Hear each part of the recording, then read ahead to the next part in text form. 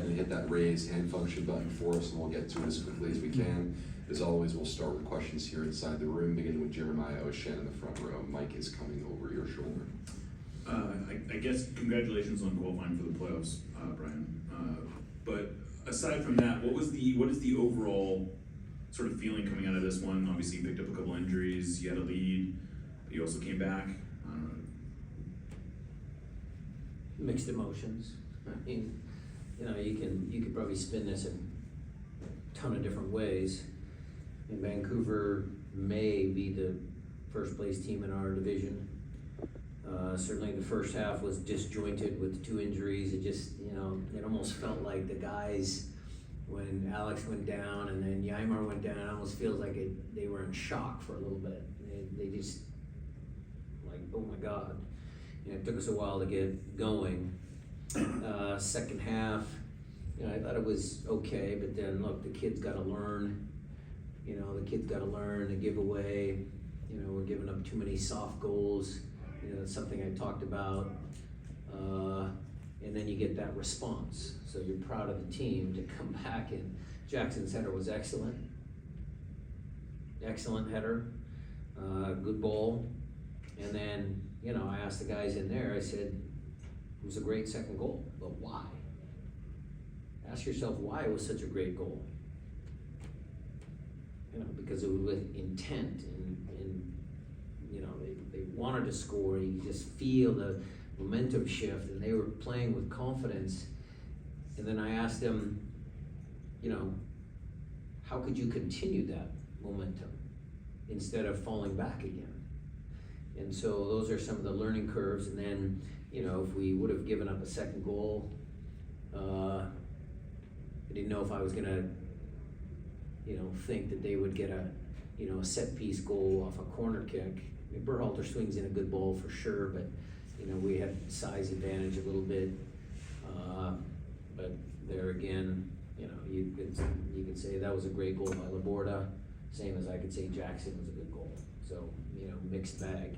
If you looked at the stats, the preliminary stats that I saw, I mean, the game was even statistically. Shots, expected goals, possession, you know, all that. So I left and ended it with, you know, the intensity that Vancouver showed in that first half, us to get up and going, the second half being an entertaining game between 2 rivals, you know, losing to the Cascadia Cup, you know, the emotions and the intensity of that game was a good lead up, in my opinion, coming off a kind of a bummer of a week. Although the result wasn't what we wanted, I think this is a good game to start trying to progress forward, because we need that intensity. We needed that type of game to kind of get us back going. And so hopefully that carries through to our other arch rival, and then RSL, and then New York City. All right, Maz, over to you. So Brian, was it a challenge to the team, given you got three games left? And I mean, you've talked about so many things right there that you've mentioned to us, closing out games, you know, playing the full 90. So was there some sort of challenge, or each of the players taking ownership in moving this team forward for the next 3 games to get ready in the playoffs on some type of? Not in there right now, because they're just listening to me tell them the same thing I'm telling you guys. They'll respond. I mean, there were some conversations as I was listening, as waiting for the guys coming off the field. You know, I'm listening to Christian kind of talk about, you know, he didn't like some of the stuff that happened. You know, he got beat up pretty good, and the intensity that they played with, and, you know, some of the other guys, their body language, they're pretty determined. So, you know, that's better for me. If they figure it out on their own, they learn, they talk amongst themselves, and they understand that that's what it's going to take, or that's what the MLS playoffs are all about. It's good for me. All right, we'll come around this side of the room, go to Nico, and then George. Thanks, Brian. Is there any early indication on either Alex or Yeimar whether these are, you know, long or gravity types of injuries? No, we'll have to reassess them. They'll get MRIs on Monday, and go from there. And during the week, you felt like you were hoping to get Pedro de la Vega some minutes today. What was the reason that maybe that couldn't quite happen? It's pretty easy. I had 2 subs in the first half. Changed the entire substitution patterns. I had planned on getting Pedro on the field. I had planned on getting Jordan more minutes. So, All right, over to George.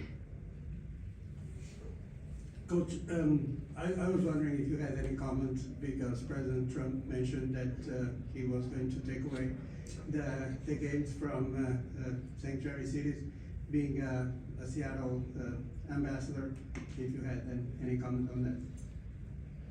I really shouldn't, because whatever he says, it's not all true. The fact of the matter is Seattle's a very safe city. The organizing committee has already done a great job of making sure that all the details that it's gonna require for us to host a big tournament, those details are already being worked on. We've had a really good preview of that in the Club World Cup. I mean, you saw Paris Saint-Germain come, one of the biggest clubs in the world, plenty of security. Go to Diego here, front row.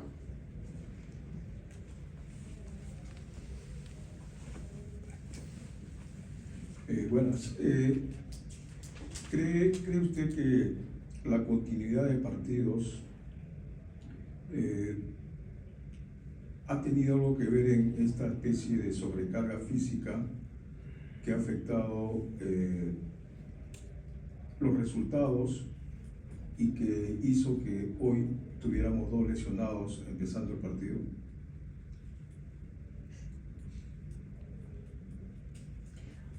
Brian, do you believe that the series of games that we have been having has caused some type of overload or physical overload in the players, affecting the results of games like today, plus the amount of injuries that we had at the beginning? Well, Alex was a kind of unusual injury. You know, the mechanism for that hip injury. Yeimar has played a lot of minutes, but there's other guys in the team that have played more minutes that haven't been injured. There's guys that have played less minutes that have gotten injured than Yeimar. So injuries are part of our sport. It's unfortunate that we, lost 2 players tonight, but as always, the strength of this team is the next man steps up, and we'll, move forward and do the same. The guys that came on the field tonight were good.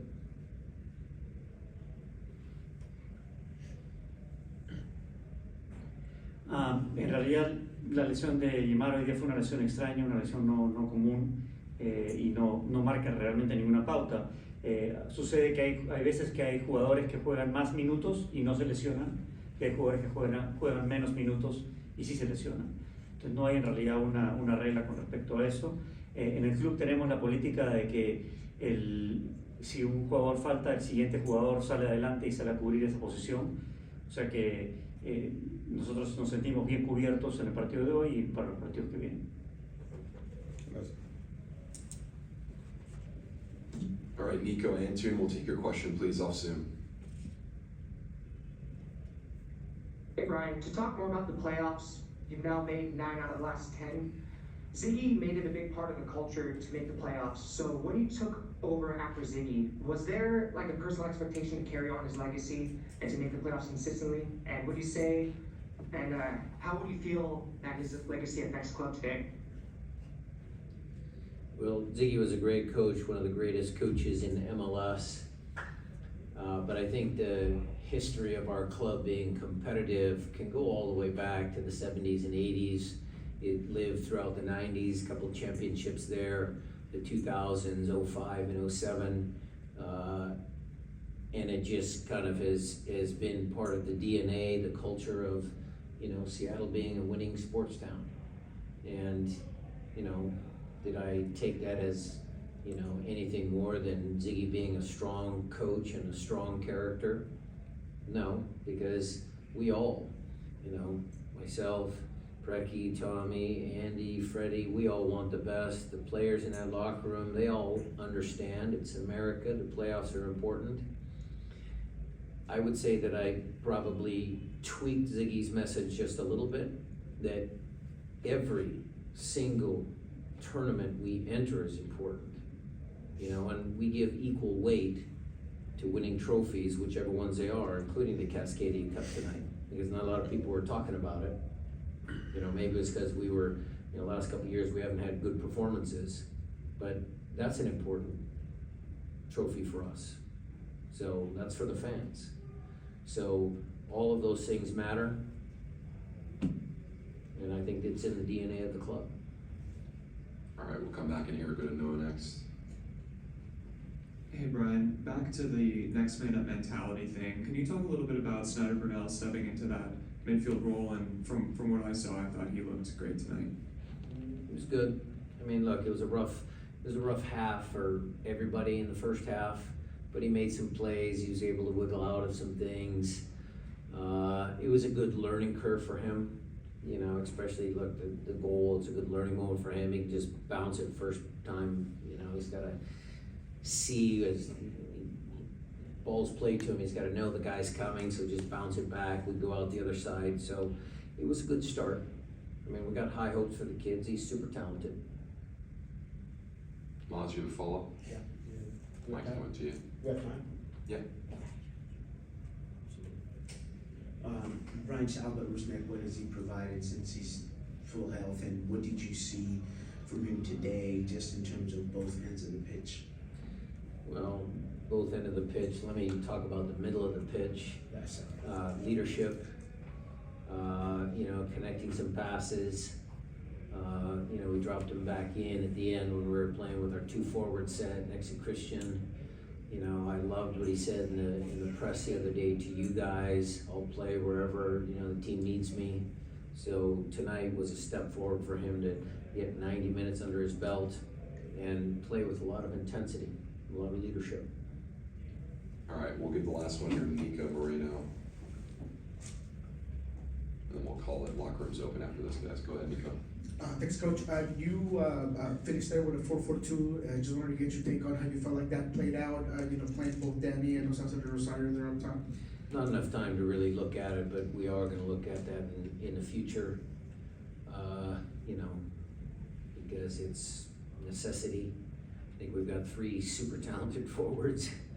So when we're missing Obed, or if I wanna go change the game, or if we go meet Minnesota in the playoffs, 2 forwards might come in handy against a back line of 5. So we're gonna continue to dabble in that. And considering, you know, maybe the frustrating results as of late, do you feel like this Portland game maybe can animate the team to get off of this kind of funk that's kind of happened over the Well, last we have to couple of win that games? game to make that happen. That's number 1. But this game tonight, I think, again, the intensity metrics, it was super high. Okay, so that type of game is gonna help prepare us for Portland, and we have to come back and, you know, have another good performance against our rival. And then RSL is not gonna be a, you know, just a walk in the park, because we're gonna be missing a lot of guys for that game. So, you know, it's not easy, but I think the guys are, you know, based on that, they're in a good frame of mind. That concludes tonight's